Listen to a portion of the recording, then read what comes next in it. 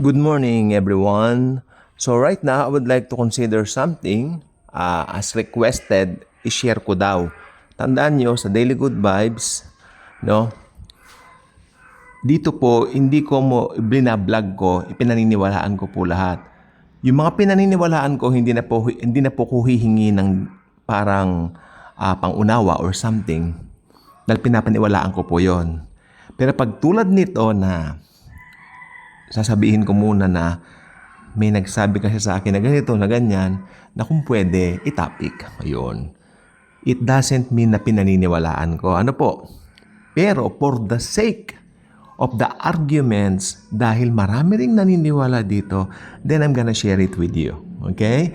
Bali, pinapauna ko na po sa inyo. Ito yung pinaka-disclaimer ko po sa inyo. Ano po na it doesn't follow that I'm saying this, pinaniniwalaan ko na. Okay? Pero for the sake of argument, for the sake of a friend that asked me to make a video or a vlog, whatever you call that, no? Gagawin ko po. Kung alam po ninyo, yung katotohanan na si Jesus ay namatay 33 years old. Then after 2,000 years, anong year po ba ito? Ito po ay magiging year 2033. Okay. Bakit po meron pong significance yan? Dahil maraming naniniwala, no? Maraming nagko-consider na yung kamatayan ni Christ, yun na po yung tinatawag na parang pinaka-opening para matupad yung mga bagay-bagay. Kaya lang po ni-reject nga po siya, hindi po ba? Yung kamatayan niya ini-reject, kaya nahinto po yung orasan. O ngayon, dito po papasok itong 2033. Okay. Tandaan po ninyo, pag may mga propesiyang ganito, hindi po hinuhulaan ng rapture. Ang hinuhulaan po talaga yung pangalawang pagparito ng Panginoon, yung second coming ni Jesus. So, ito na po, hold your breath. Marami ang naniniwala na 2033 will be the second coming, including that friend of ours na nag-share sa akin ito. Matagal na po ito. Ako ay medyo ilang ulit ko na rin na-encounter ito. Pero hindi ko lang po alam kung ano i-vlog ko dito. Hindi ko po sure. Parang hindi. Ngayon lang. Kasi simple lang po ito. Mauunawaan nyo agad ito no? 2033 daw yung kanyang second coming dahil nakita raw po natin yung escalation ng 2026. Ako check po ako doon. Hindi ko naman po kinakaila. Ever since pumasok si 2026, I've seen and observed a lot of changes na hindi pa nag-occur sa mundo noon. Especially nung tayo mga millennials ay pinanganak. 80s tayo pinanganak. So, hindi pa natin na kikita yung mga tipong like this or like that ng mga pangyayari as of 2026. Aminin niyo po yan. Hindi pwedeng sabihin na may alien na binabalita nung 1990s o nung 2000s. Wala. Wala pong ganyan na binabalita maliban po ngayon. Okay, check. Si Jesus pumasok sa Jerusalem. Mahalaga po kasi yung pagpasok ngayon sa Palaspas, yung Palm Sunday. Dahil doon po talagang ikinukonnect nila yung mga prophecies regarding the second coming. Ano po? Mahalaga po yon. Hosanna, Hosanna. Diba? To the Son of David. Diba? Doon yung doon lalong isinisigaw yung pagka-Mesaya ng Panginoon. Okay. So, meron pong significance sa mga Hudyo. Since hindi naman tayo mga Hudyo, hindi ako masyadong magpo-focus doon. Pero, when it comes daw sa second coming, marami ang naniniwala. Ito na po tayo. Nung si Jesus pumasok sa Jerusalem, hanggang doon sa krus ng Kalbaryo, binigay niya ang buhay niya, namatay siya. Ano po? Kusa niyang binigay, siyempre.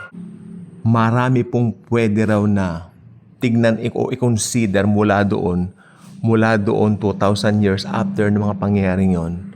At yun na yung second coming. Okay, i-consider natin. 33 years old si Jesus plus 2,000. Ano po yun? E di magiging 2033. Ano po? Ano po? Tama po. 2033. So, again, tama naman po yung sinabi niya kahapon. Yan po ay second coming ha. Hindi ko po sinasabing rapture yan. Dahil tulad ko, ang paniwala rin naman nila ay hindi sila naniniwala na may mga senyales ang rapture. Which is true. Dahil kung nag-aral ka talaga ng rightly dividing the scripture, wala talagang senyales ang rapture. At lalong hindi ka pwedeng mag-connect ng mga pista ng mga Hudyo dito po sa rapture. Yan po ay mariing turo na sa amin noon pa doon sa mga pinanggalingan kong church. Kasi alam niyo naman ako, wala akong kinabibilangan church ngayon dahil alam niyo na, may mga prisons ako. No? Pero yung mga ibang napuntahan ko naman churches, talagang nagtuturo na you cannot connect any Jewish festivities sa rapture dahil ang rapture ay nireveal lang kay Paul. Yan, para sa mga Kristiyano, para sa mga believers ni Jesus. Palakpakan natin si Jesus. So, second coming talaga yung pinakapunderya. Kung magbabato ka ng mga prophecy, ibabato mo ito sa second coming, hindi mo ibabato sa rapture. Okay, tingnan po natin to. So, 2033 will be, according to them, pwede nang magbalik ang Panginoong Jesus sa kanyang second coming. Pero sandali lang po. Kung magbabalik siya sa kanyang second coming, 2033, sandali lang po. Di po ba mauuna ang rapture ng 7 years? Before that? So, bilangin natin. 2033 minus 7 equals 2026. Ngayon po ay July, mag-July pa lang po tayo. Sabi niya nga. Sabi ko naman, pwede, pero anytime naman, hindi dahil sa calculation mo, o calculation ng naman, magra-rapture dahil gusto na ng Panginoon. Kung sakaling mag-rapture ngayon 2026, ito ay hindi dahil doon sa sinabi ninyo, kundi dahil ito yung kalooban ni Jesus na matagal na ng plano na bumalik. It's not about dahil sinabi nyo. Yun ang sabi ko naman, para safe tayo. Kasi baka mapagkamalan tayong date setters. Hindi po ako naging date setters. Pero marami akong kinonsider dati. Pero tinigil ko na rin po kasi hindi naman po nangyari. Napapahiya lang po tayo.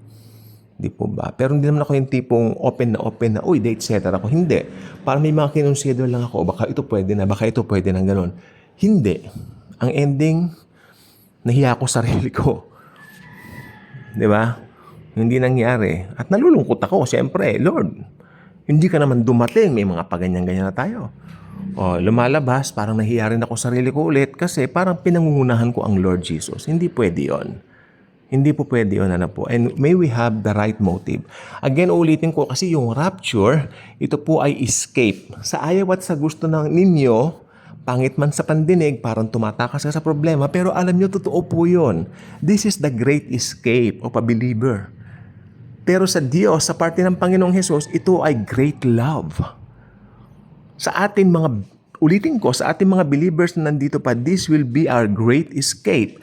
But in the heart of Jesus, this is His great love towards His church, towards His believers. It's about the love of Jesus pa rin, no?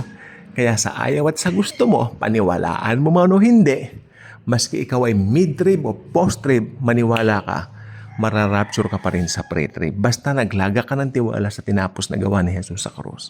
Ano po? Ganun po kabuti ang Panginoon. Ay! Ang paniwala niyan, mid-trib. Ay, post-trib yan. Hindi ko nga ira-rapture yan.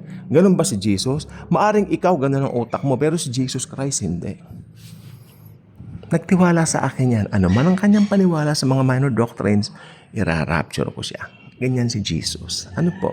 So again, ayan po ang kanilang theory. Again, sabi nila 2033 will be Jesus' second coming. So, minus it, 2026. Ngayon na ba ang rapture? I hope ngayon na. Pero again, kung nangyari man ang rapture ngayon, ito ay dahil sa kalooban ng Panginoong Hesus, hindi dahil sa kinalkulan nila o dahil sa sinabi nila. Okay? So, ganun lang po. Kung hindi pa kayo ka-good vibes, maging ka-good vibes na, click this video, like this video, share this video, Share Jesus, share His grace, share His love. Good morning mga ka-good vibes.